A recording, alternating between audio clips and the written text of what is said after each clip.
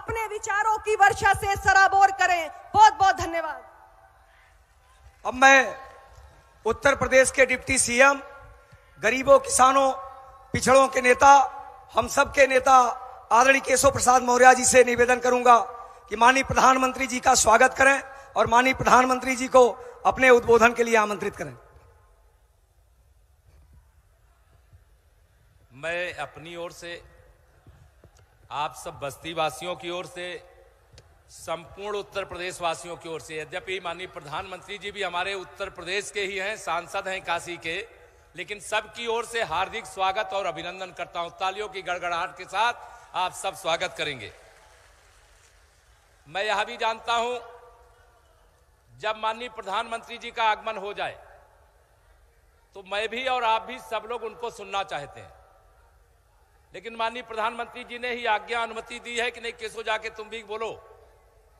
तो मैं आप सबके बीच में कुछ कहने के लिए आया हूं। मंच पर हमारे बड़े भाई आदरणीय दिनेश शर्मा जी, बहन अनुप्रिया पटेल जी, हमारे निषाद पार्टी के नहीं, हमारे यहाँ संत कबीर नगर के सांसद श्री प्रवीण निषाद जी, हरीश जी जो संचालन कर रहे हैं, हमारे सभी माननीय प्रत्याशीगण और सभी मंचस्थ नेतागण, मैं इतना ही आप सब लोगों के सामने कहने के लिए आया हूं। श्री अखिलेश यादव जी बहुत बड़ी बड़ी हाका करते, गांव की भाषा हम जानते ना, हाकना, मतलब जो कभी कर नहीं पाए वह बताने की कोशिश करते हैं। आपको केवल याद दिला रहा हूं, 2014 में मुख्यमंत्री कौन था, याद है कि नहीं याद है? कौन था? जोर से बताइए, कौन था? श्री अखिलेश यादव जी के मुख्यमंत्री रहते हुए लोकसभा का उत्तर प्रदेश के अंदर जो चुनाव का परिणाम था, उसमें भाजपा और अपना दल गठबंधन को 73 सांसद जिता करके आप सब ने अपना आशीर्वाद देकर के भेजने का काम किया था। कितना? 73, 80 में से 73, 2 कांग्रेस वाले, 5 उनके परिवार वाले। अब उसके बाद 2017 का विधानसभा चुनाव हुआ, उस समय मुख्यमंत्री कौन था? श्री अखिलेश यादव जी थे। कह रहे थे हम 300 से ज्यादा सीटें जीत रहे हैं, लेकिन आपने उनके मुख्यमंत्री रहते हुए जो चुनाव हुआ था उनको 47 नंबर पे समेट देने का काम किया था कि नहीं किया था, बताइए। अब 2019 में वह तो सपना देखने लगे देश का प्रधानमंत्री बनने के लिए।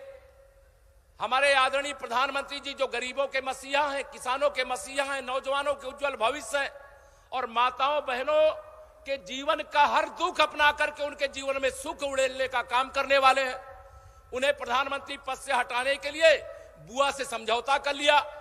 सपा बसपा का समझौता याद है कि नहीं याद है? समझौता कर लिया और उन्होंने सोचा कि माननीय प्रधानमंत्री जी को दिल्ली से माननीय मोदी जी को हटा करके स्वयं सोचे कुर्सी में बैठ जाएंगे, लेकिन उनको कितनी सीटें मिली? फिर वह परिवार में सिमट करके रह गए। समाजवादी पार्टी के दावे में कोई दम नहीं है। मेरे पत्रकार मित्र हरदम सवाल करते, इसलिए मैंने इसका जवाब दिया। मैं आप सबको बताना चाहता हूं, अखिलेश यादव जी, आपकी विदाई की बेला है। 10 मार्च को समाजवादी पार्टी का नाम या उत्तर प्रदेश की जनता बदल करके समाप्तवादी पार्टी करने वाली है। श्री अखिलेश जी लंबी लंबी बातें करते, बड़ी बड़ी बातें करते। आप बताइए यहां पर बैठे हुए मेरे सभी नौजवानों, जब समाजवादी पार्टी के मुख्यमंत्री श्री अखिलेश यादव जी थे, जितनी भर्तियां होती थी, कोई भी नौकरी किसी प्रतिभाशाली बच्चे को बिना रिश्वत दिए मिलती थी क्या? बताइए, जोर से बताइए, मिलती थी क्या? और भारतीय जनता पार्टी के आदरणीय योगी आदित्यनाथ जी के नेतृत्व में जो हमारी सरकार है, इसमें किसी को बिना 1 रुपया भी कहीं रिश्वत देनी पड़ी है क्या नौकरी के लिए? जोर से बताइए, देनी पड़ी है क्या? ये कहते हैं रोजगार देंगे, रोजगार नहीं, लोगों को हाथ में गुंडागर्दी करने का लाइसेंस देंगे। कोई दंगा करेगा, कोई जमीनों पर कब्जा करेगा, और जब सपा की सरकार होती है तो सपाइयों का नारा खाली प्लाट हमारा रहता था कि नहीं रहता था? जिस गाड़ी में सपा का झंडा, उस गाड़ी में बैठा गुंडा। या क्या 2012 से 2017 का इतिहास आप भूल गए हैं क्या? मेरी माताएं बहनें आप सब बैठी हैं, जो व्यक्ति अगर झोपड़ी में नहीं रहेगा, कच्चे मकान में नहीं रहेगा, उसको कभी गरीब के दर्द का एहसास होगा क्या? होगा क्या मेरी माताओं बहनों? माननीय प्रधानमंत्री जी ने गरीबी में जीवन जिया। जब देश के प्रधानमंत्री बने, आप में से अनेक गरीब परिवार के लोग होंगे। कभी किसी ने सोचा था कि गरीब के घर के सामने भी शौचालय बन सकता है? सोचा था क्या मेरी माताओं बहनों? लेकिन माननीय प्रधानमंत्री जी ने सबसे पहले प्रधानमंत्री बनने के बाद लाल किले से जब संबोधित करते हैं, वहां उन्होंने कहा था कि मैं महिलाओं के सामने जो समस्या है उस समस्या का समाधान करके घर घर शौचालय बनवाने का काम करूंगा। उन शौचालयों के कारण से आप बताइए, आप सबका मान सम्मान, मैं भी उस गरीब परिवार से, माननीय प्रधानमंत्री जी भी उस गरीब परिवार से, सब लोग आते हैं।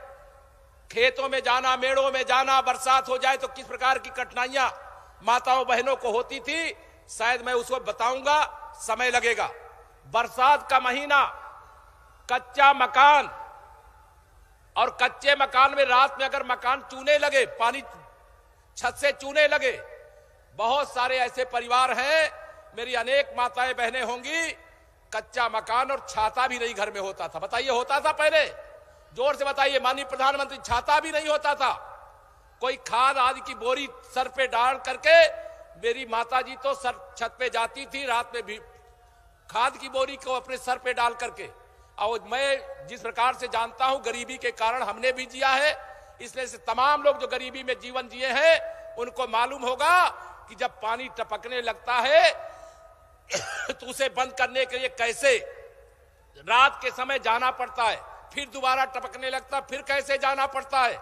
लकड़ी की सीढ़ी, पानी की बरसात, पैर फिसल जाए, हाथ टूटे कि पैर टूटे, कोई गारंटी नहीं रहती। सही बात कह रहा हूं कि नहीं माताओं बहनों?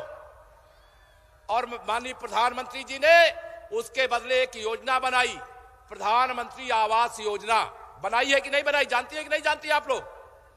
अब बहुत सारे लोगों को पक्का घर मिला है। जब पक्का घर भी कुछ लोग बाकी होंगे, माननीय प्रधानमंत्री जी ने आपकी बजट में 80 लाख और मकान बनाने का प्रस्ताव दिया है। जिनका नहीं बना उनका भी बनेगा। गरीबों की इतनी चिंता करने वाले देश के प्रधानमंत्री, शायद मैं समझता हूं जितना समय गरीबों के लिए, किसानों के लिए, मजदूरों के लिए सोचते हैं, इतना शायद ही कोई सोचता हो।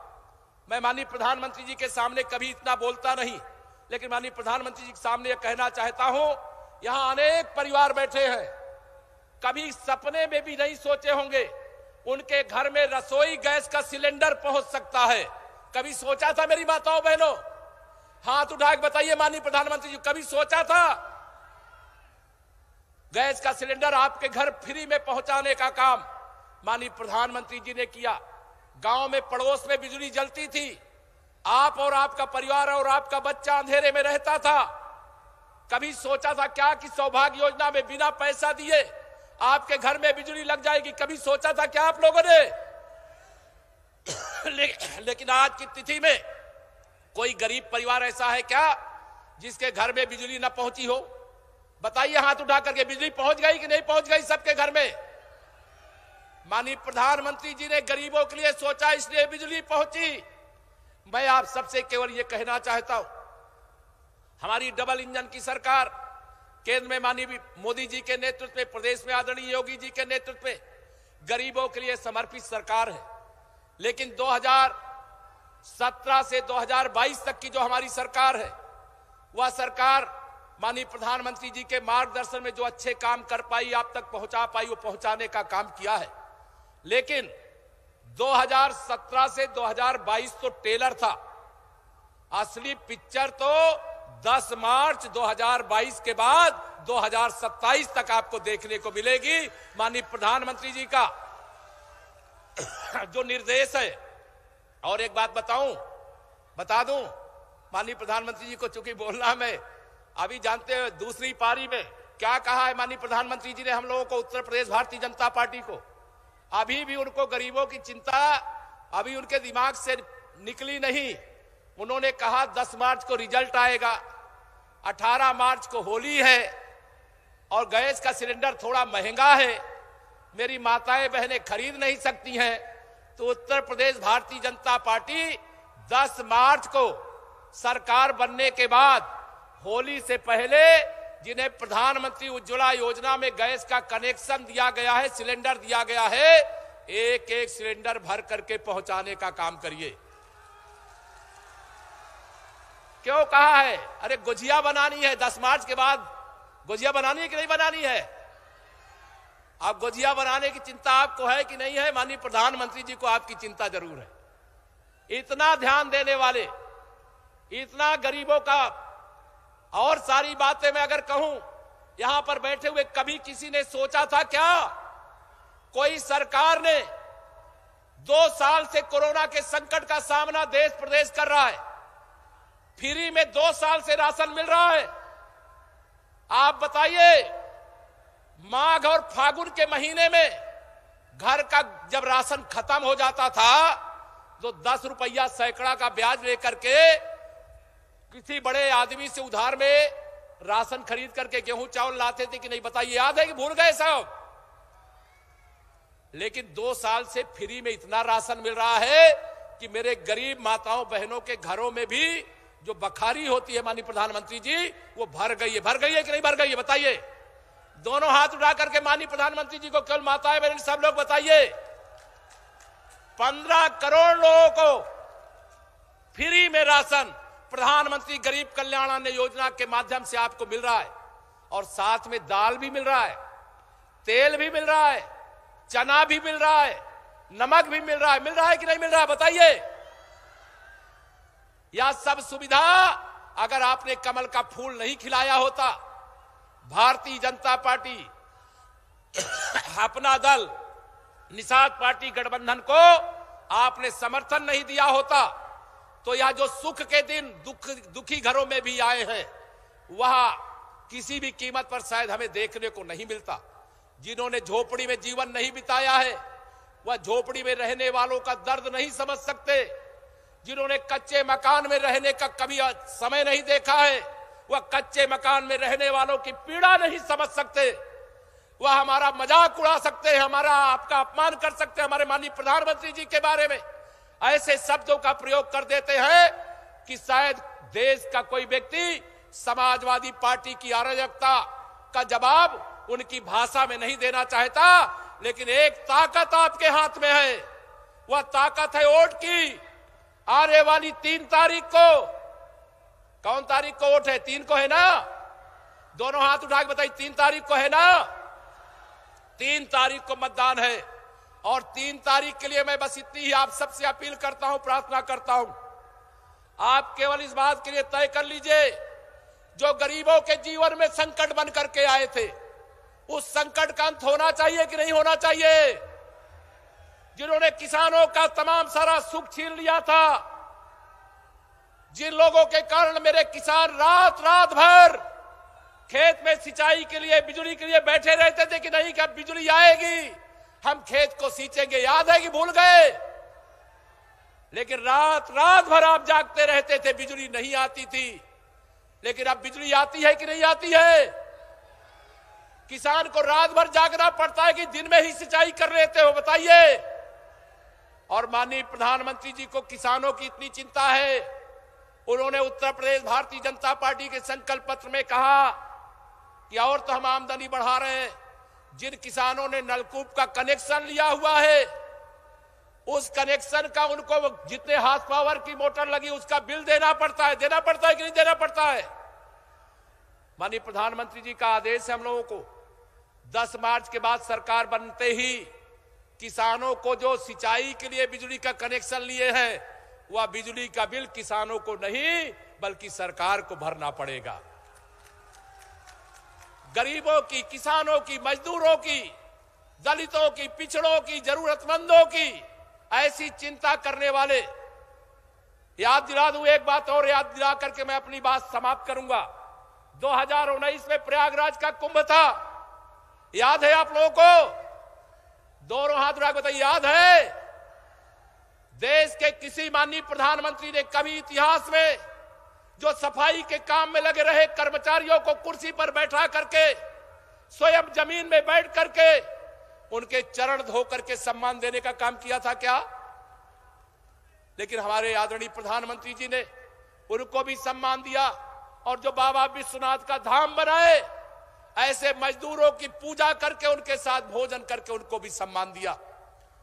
हर गरीब को सम्मान दिया, हर किसान को सम्मान दिया, हर मजदूर को सम्मान दिया, हर नौजवान के उज्जवल भविष्य का एक रोड मैप तैयार कर दिया। पूरी दुनिया में भारत का डंका बजा दिया। हम उत्तर प्रदेश में इतना अच्छा काम इसलिए कर पा रहे हैं कि माननीय प्रधानमंत्री जी का निरंतर हम लोगों को मार्गदर्शन मिलता है। मैं आप सब लोगों से ही अपील करूंगा, आने वाली 3 तारीख को जो भारतीय जनता पार्टी गठबंधन के प्रत्याशी हैं, कमल का फूल, और जो गठबंधन में अपना दल के प्रत्याशी हैं, उनका चुनाव निशान कप प्लेट, जो निषाद पार्टी के प्रत्याशी हैं, उनका चुनाव निशान भोजन भरी थाली है। अलग अलग स्थानों में प्रत्याशी हैं, सबको अलग अलग तरीके से ईवीएम मशीन की बटन दबा दबा करके सपा बसपा कांग्रेस की जमानत जब्त कराने का काम करिए। करोगे? दोनों हाथ उठा करके ताली बजा करके माननीय प्रधानमंत्री जी को विश्वास दिला दीजिए। मैं पूरा विश्वास रखता हूं माननीय प्रधानमंत्री जी का आगमन भारतीय जनता पार्टी की विजय को सुनिश्चित करने वाला है। जो कम मेहनत कर रहे थे, आज से स्वयं प्रत्याशी की तरह लग करके भारतीय जनता पार्टी गठबंधन के प्रत्याशियों को जिताइए। यही आप सबसे अपील करते हुए, प्रार्थना करते हुए अपनी बाड़ी को दूंगा विराम। दोनों हाथ उठा करके बोलिए जय श्री राम, जय श्री राम। मैं इसी के साथ हम सब भी सुनना चाहते हैं, मैं भी सुनना चाहता हूं, आप भी सुनना चाहते हैं। मैं माननीय प्रधानमंत्री जी को बहुत आग्रहपूर्वक, विनम्रतापूर्वक सादर आमंत्रित करता हूं कि हम सबको अपना उद्बोधन देने की कृपा करें। माननीय प्रधानमंत्री।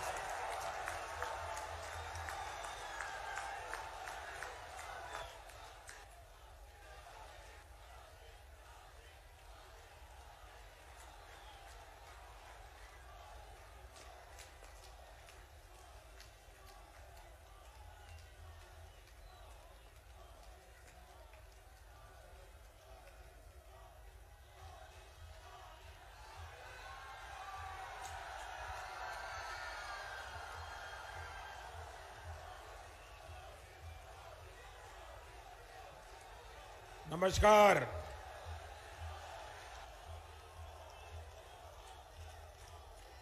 बस्ती, संत कबीर नगर, सिद्धार्थ नगर, अंबेडकर नगर, आप सभी लोगों को मेरा प्रणाम। आज 5वें चरण का मतदान हो रहा है। आज का मतदान यूपी में भाजपा एनडीए की प्रचंड बहुमत वाली सरकार को एक और थप्पा लगाने वाले हैं। भाइयों बहनों, यूपी को दंगा मुक्त बनाए रखने के लिए, यूपी को गुंडा मुक्त बनाए रखने के लिए,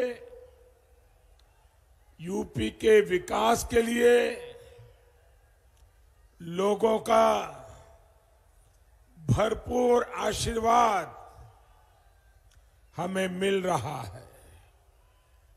भाइयों और बहनों, आज चंद्रशेखर आजाद जी के बलिदान दिवस पर देश अपने सपूत को याद कर रहा है। कल बालाकोट एयर स्ट्राइक के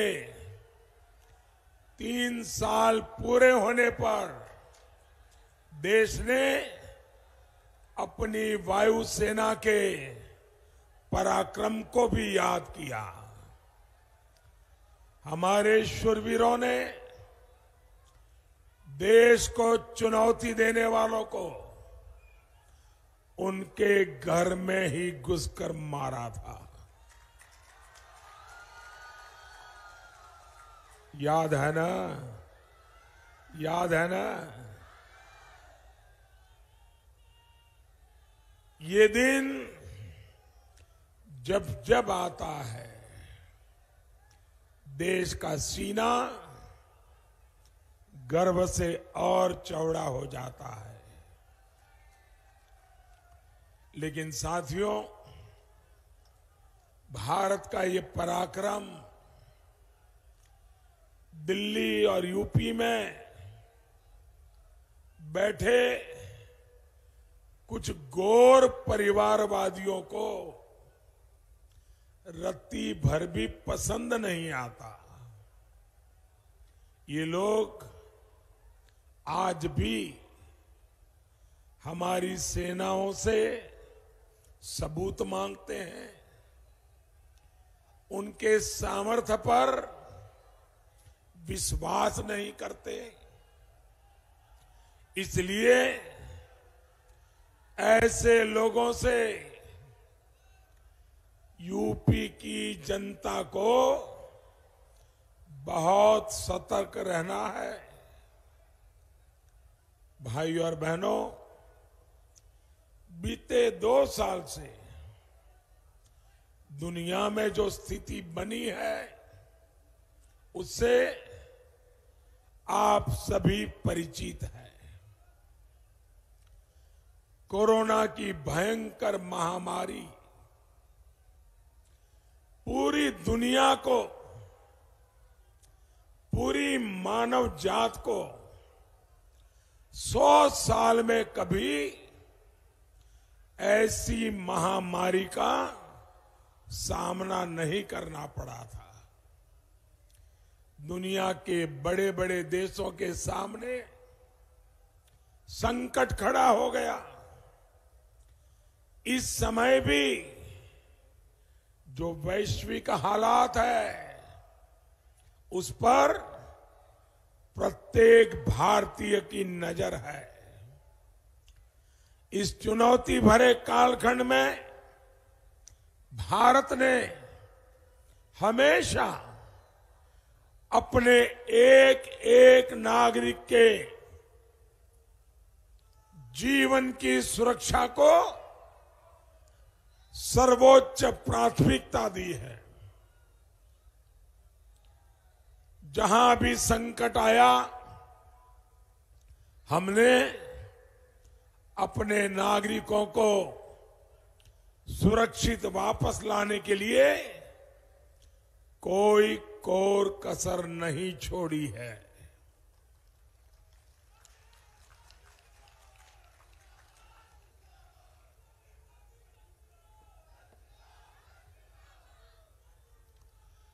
ऑपरेशन गंगा चलाकर हम यूक्रेन से भी हजारों भारतीयों को वापस ला रहे हैं।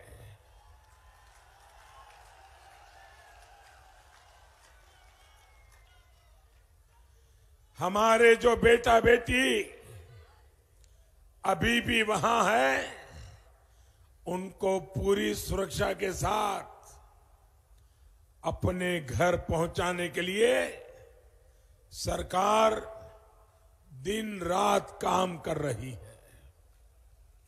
साथियों,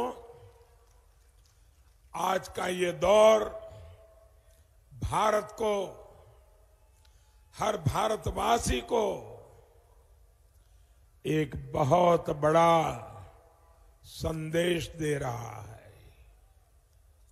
ये समय भारत को ज्यादा से ज्यादा ताकतवर, भारत को आत्मनिर्भर बनाने का है।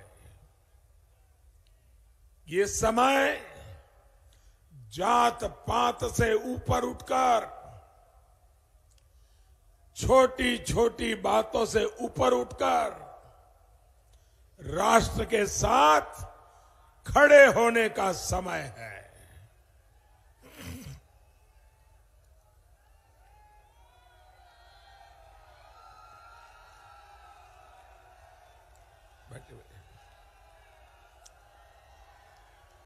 पत्रकार बंधु, आप हमारी मदद कीजिए भैया। आप आराम से, शाबाश।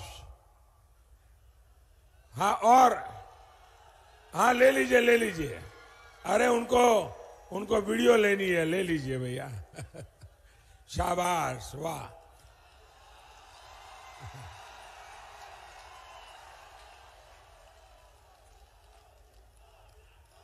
आपका काम हो जाने के बाद अगर मुझे इजाजत देंगे तो मैं अपनी बात शुरू करूंगा। तो आप थोड़ा नीचे उतर जाइए कृपा करके, ताकि पीछे किसी को तकलीफ ना हो।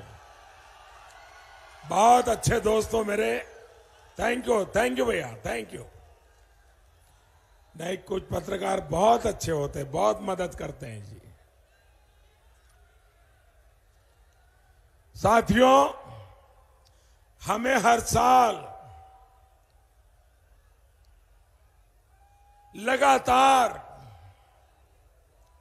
हर हाल में अपनी सेनाओं को आधुनिक बनाते ही रहना होगा। देश को आत्मनिर्भर बनाने के लिए खुद को खपाना होगा। और ये काम गैर परिवारवादी, गैर स्वार्थी कभी नहीं कर सकते। जिन लोगों का इतिहास रक्षा सौदों में कमीशन खाने का रहा हो, वो परिवारवादी कभी भी देश को मजबूत नहीं कर सकते। जो लोग देश की सेनाओं की जरूरत को हमेशा नजरअंदाज करते रहे, वो परिवारवादी देश को मजबूत नहीं कर सकते। जिन लोगों का दिल देश में बम धमाके करने वाले आतंकियों के लिए धड़कता है, वो कभी देश को सशक्त नहीं बनाएंगे।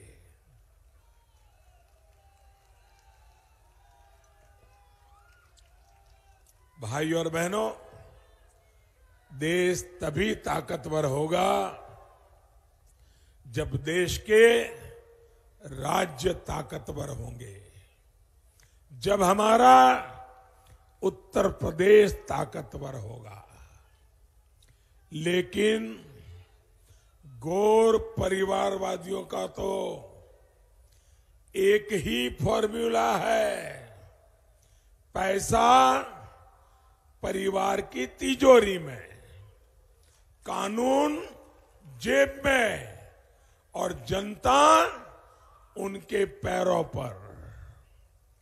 ये उत्तर प्रदेश को, देश को ताकतवर नहीं होने देंगे। ये तो समाज के कमजोर वर्गों पर गुंडाई करने वालों, माफियाओं को ताकत देते हैं।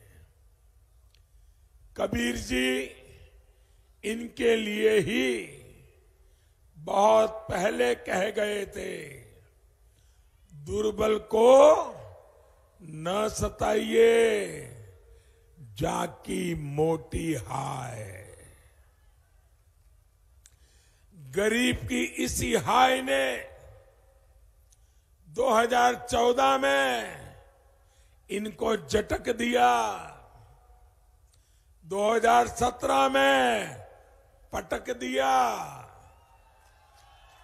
2019 में साफ कर दिया, और अब 2022 में तो अब इनको अपनी ही सीट बचाने के लाले पड़ गए, लाले।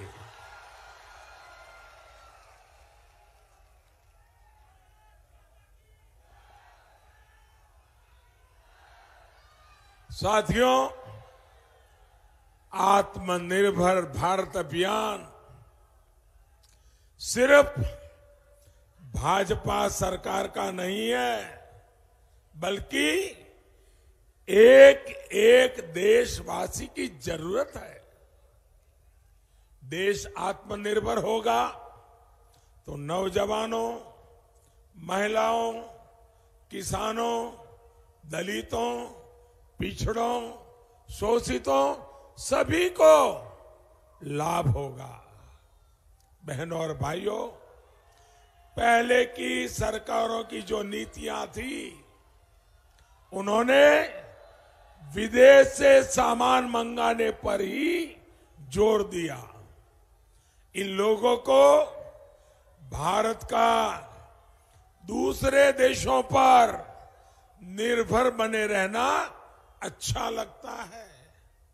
उन्हें एक ही बात नजर आती है, कौन सी पता है?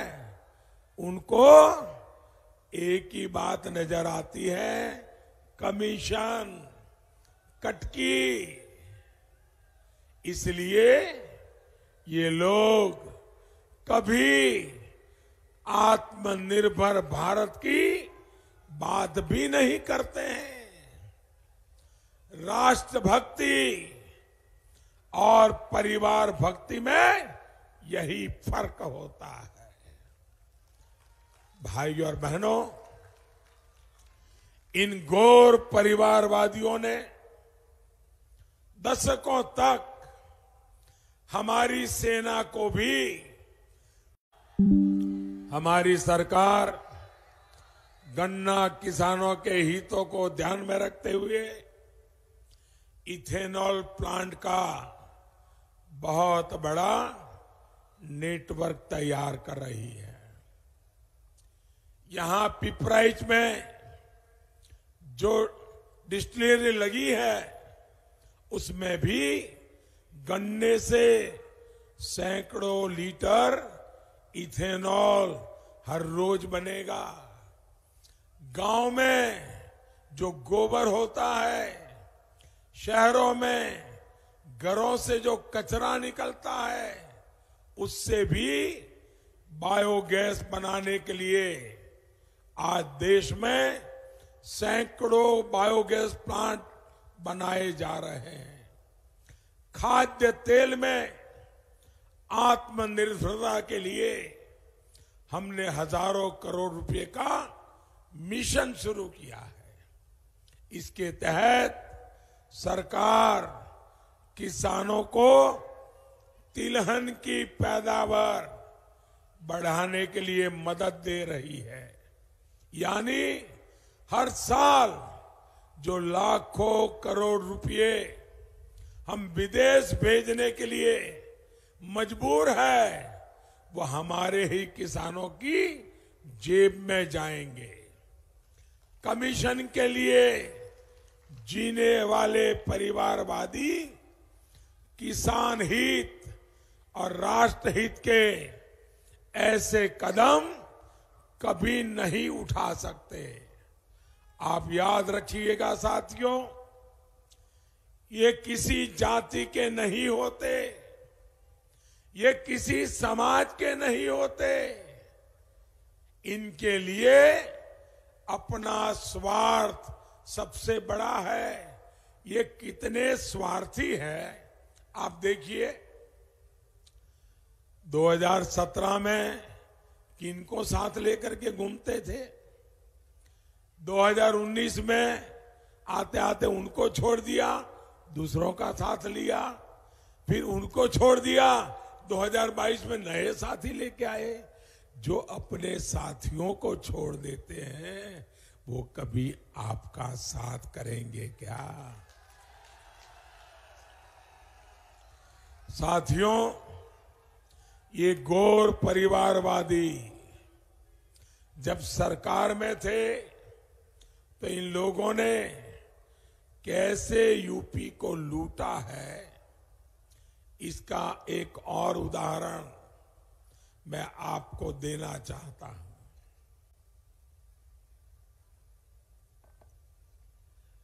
जब इन गौर परिवारवादियों की सरकार के 5 साल के खर्च का लेखा जोखा किया गया तो पता चला कि हजारों करोड़ रुपयों का कोई हिसाब ही नहीं है। रातों रात फर्जी कंपनियां बनाकर उन्हें सरकारी ठेके तो दे दिए गए, लेकिन वो पैसा खर्च कहां हुआ इसका कभी हिसाब नहीं दिया गया। हजारों करोड़ रुपए से इस क्षेत्र में कितने स्कूल बन सकते थे, गरीबों के कितने घर बन सकते थे, लेकिन ये गौर परिवारवादी सारे पैसे खाकर बैठ गए। साथियों, बस्ती समेत ये पूरा क्षेत्र जो कभी अपनी फैक्ट्रियां, मिलों के लिए जाना जाता था, उन पर ताले किसने लगाए भाई बहन? किसने ताले लगाए? ये बेरोजगार किसने किया? भाइयों बहनों, गन्ना किसानों को, बुनकरों को भी इन गौर परिवारवादियों ने बेहाल कर दिया था। योगी जी की सरकार ने मुंडेरवा पिपराइच चीनी मिल का तोहफा गन्ना किसानों को दिया है। एक जनपद एक उत्पाद जैसी योजनाओं के माध्यम से यहां के बुनकरों, यहां के कारीगरों को भाजपा सरकार नया विश्वास दे रही है। इस साल के बजट में केंद्र सरकार ने एक स्टेशन एक उत्पाद की घोषणा की है। इसके तहत हमारे बुनकरों, कारीगरों के सामान को बड़े मार्केट तक पहुंचाने के लिए रेलवे में विशेष सुविधाएं तैयार की जाएगी। भाइयों और बहनों, हमारी सरकार सबका साथ, सबका विकास के मंत्र पर चलते हुए हर गरीब को सशक्त कर रही है। जाति धर्म से ऊपर उठकर बढ़ाया है सम्मान, सबसे पहले गरीब कल्याण। इसी भावना के साथ हम काम कर रहे हैं। जब मेडिकल कॉलेज खुलते हैं, ITI खुलती है, तो सबका विकास होता है। जब हम सिंचाई की दशकों पूरी योजनाओं को पूरा करते हैं तो सबका विकास होता है। जब हम गरीब को 5 लाख रुपए तक का मुफ्त इलाज देते हैं तो सबका विकास होता है। जब सरकार मुफ्त राशन देती है, जीवन बचाने वाला टीका मुफ्त लगाती है, तो ये सबका कल्याण होता है। भाइयों बहनों, आपका टीका लग गया? टीका लग गया? आपको एक भी रुपया देना पड़ा क्या? कोई खर्चना करना पड़ा क्या? ये बिना भेदभाव को हुआ कि नहीं हुआ? बिना पक्षपात को हुआ कि नहीं हुआ?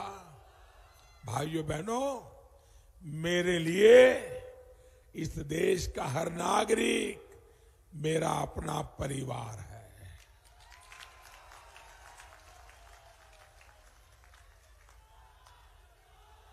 और इसीलिए बिना किसी भेदभाव, बिना पक्षपात सरकार गरीब को पक्की छत देती है, तो ये सबका विकास ही है।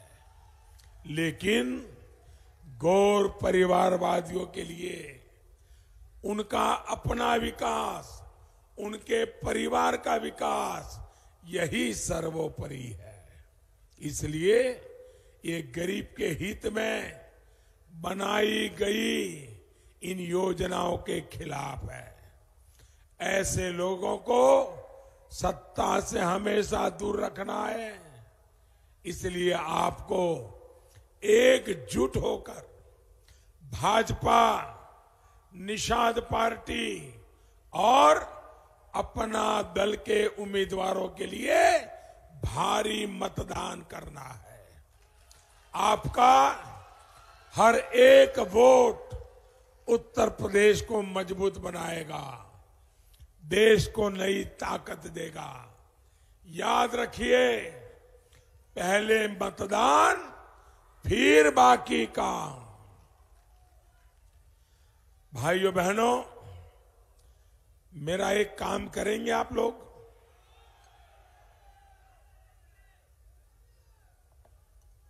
ऐसे नहीं, जोरे से बताइए। माताएं बहनें मेरा काम करेगी, नौजवान मेरा काम करेंगे, सारे किसान भाई मेरा काम करेंगे, पक्का करेंगे। तो देखिए, 3 तारीख के पहले हरेक के घर जाइए और उनको कहिए मोदी जी ने आपको प्रणाम भेजा है। ये काम करेंगे। हरेक के घर में मेरा प्रणाम पहुंचना चाहिए, मेरा नमस्ते पहुंचना चाहिए। पहुंचेगा ना? आप घर घर जाकर एनडीए को जिताने के लिए समझाएंगे, भाजपा को जिताने के लिए समझाएंगे, निषाद पार्टी को जिताने के लिए समझाएंगे, अपना दल को जिताने के लिए समझाएंगे।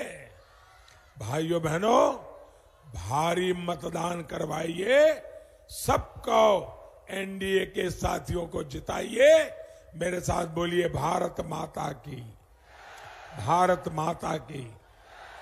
सभी उम्मीदवारों से मेरा आग्रह है, आ जाइए।